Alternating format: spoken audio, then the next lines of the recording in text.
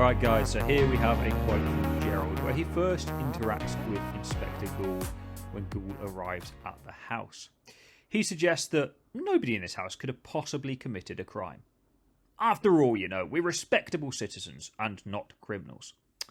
So let's zoom in some of the language here because Gerald gives us a corker. Firstly, respectable. This makes a divide really between the working class, criminals, a criminalised class, the likely suspects for any crime would be a working class person, and the other classes. There was a real criminalisation of the working class. Now, of course, this isn't to mean that the working class were entirely innocent. There was a lot of crime. There was a lot of crime born out of desperation within the working classes too, who, certainly within Victorian England and Edwardian England, would have a real tough time feeding their family and getting the basic needs. So of course there would be a lot of crime. But this really implies that it was only the working class who were criminals. It was almost like they were genetically criminals. They weren't criminals because of the circumstances they lived in. It was just a kind of genetic race of criminals that they would have been. Mr. Burling, of course, and the Burling family, and Gerald, who is even more important than them, couldn't possibly be criminals.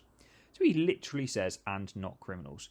And it's an assumption here that I've already talked about, that he and the Burling families could not possibly be criminals because of their class. What is obviously wonderful here is the foreshadowing of events that the Burling family obviously find themselves in later throughout the play.